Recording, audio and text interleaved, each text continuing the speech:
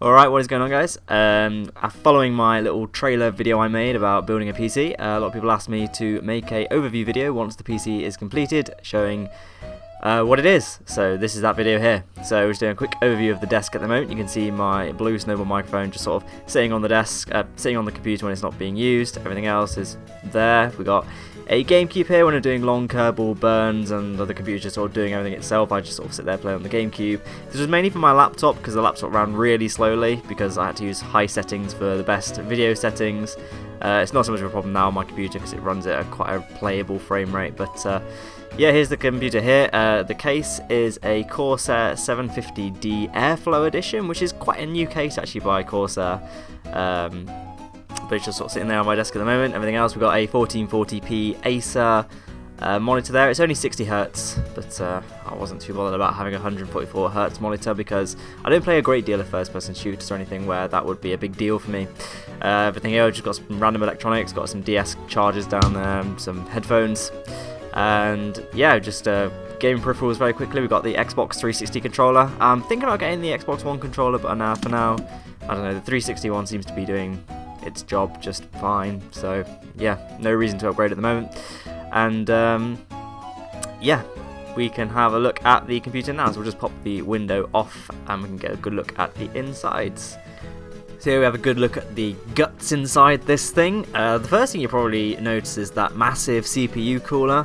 It's called the Cryorig R1 Ultimate. It's basically just a dual tower fan cooler.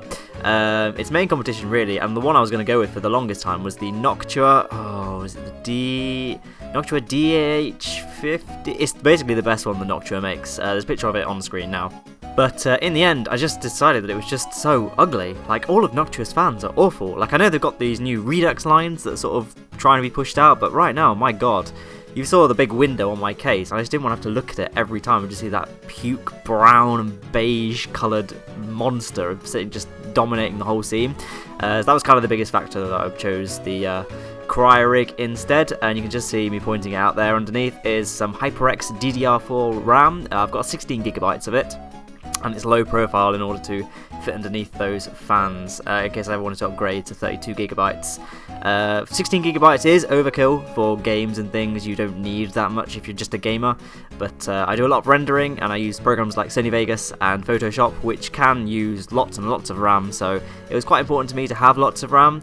Another overkill thing on this build for most people is sitting underneath the CPU cooler, the CPU itself. It's an i7 5820K, I think. It's a 6-core processor, and I chose it over the new Skylakes just because of the fact that at the moment Skylakes don't have very good price to performance ratio, and the fact that the Skylake i7 only has 4 cores whereas this has 6 cores. Again, complete overkill for games. You don't need 6 cores, but for CPU heavy tasks like rendering on Sony Vegas and using things like Photoshop, having a fast CPU is a big deal to me. But yeah, it's currently overclocked to 4 GHz, which is pretty good. It's pretty fast. I could go higher if I wanted to, but right now I just don't really have a need to go any more than that. I think maybe in a few years' time down the line and the hardware's starting to get a bit old, I might consider overclocking it to about 4.5. If you're going to overclock that much, you do need a good cooling solution, which is what I have. Most of you will be aware that the two main types are liquid and fan cooling. The reason I went with fans over liquid in the end, just because of the fact that liquid coolers have a lot more things that can go wrong. Like in fan cooling, the only point of failure is the fan motor, whereas in liquid cooling you can have problems with the fans, problems with the pump, and you can have leaks along the loop as well, which is very rare, especially in closed loop systems, but it is something that could happen in theory, and it's just something I just didn't really want to have to ever deal with the risk of having leaks in my PC. Other than that, air coolers tend to be a little bit cheaper than liquid coolers, and the type I've got, it is very, very comparable to the H100i liquid cooler, which is really, really popular in the PC world. And they tend to be a little bit quieter as well, although that's probably quite subjective. But yeah, the number one reason for choosing the fans for me really was just the low maintenance of it. So let's quickly talk about the graphics card, which is probably what most of you are interested in. It's an overclocked GTX 980 Ti, the Gigabyte G1 edition. It's not the fastest 980 Ti variant out there, but it is still widely considered to be one of the best overclocked Ti's you can get. My first choice was probably the Asus Strix version, but it's quite a bit more expensive for what I would consider to be a fairly negligible upgrade in performance.